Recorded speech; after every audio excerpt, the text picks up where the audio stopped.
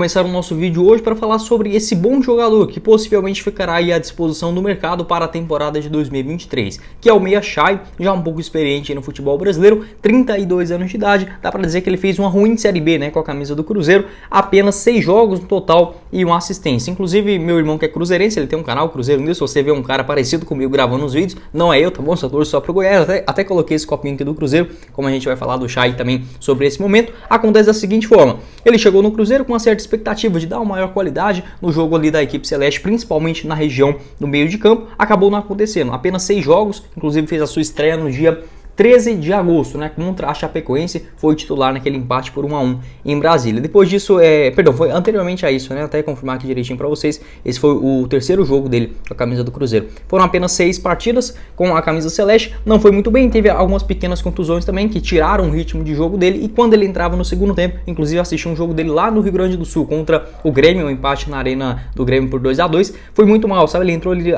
como titular ainda naquele jogo, não encaixou muito bem, sabe, parecia que o time jogava de uma outra forma do que ele, por exemplo, imaginava, né? Não combinou tão bem naquele jogo, por exemplo. Ele saiu com 58 minutos de jogo, levou um cartão amarelo, mas depois daquilo ele só recebeu uma outra chance contra o Operário no dia 8 de agosto, melhor dizendo, dia 8 de agosto, ficou no banco de reservas contra a equipe do CRB também, em uma partida fora de casa, ainda no dia 17 de setembro, e depois disso não participou mais. 6 partidas, 4 cartões amarelos e apenas uma assistência contra a Chapecoense, aí sim, né, batendo um escanteio num jogo lá em Brasília. Não foi tão bem, e o Botafogo já comunicou também que não tem interesse de continuar com o jogador para o ano que vem. O seu contrato por lá ainda é longo, vai até dezembro de 2024, ele só estava emprestado ao Cruzeiro até dezembro deste ano. Caso a equipe do Ronaldo Fenômeno quisesse contar com ele em definitivo, teria que pagar mais ou menos 3 milhões de reais para contar com 50% dos direitos econômicos do atleta.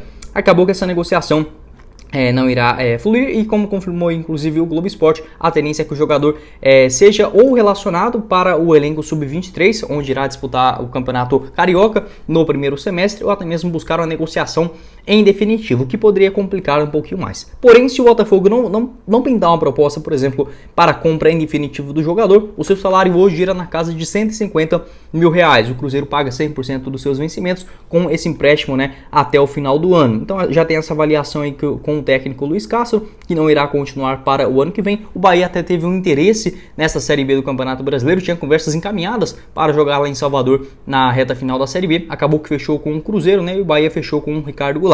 Com a equipe do Bahia virando uma SAF, né, a tendência é que contrate jogadores melhores, mais caros para o ano que vem, e o Chay aí ficando meio que livre, né, no mercado, se a gente imaginar assim, de outros interesses dos clubes brasileiros.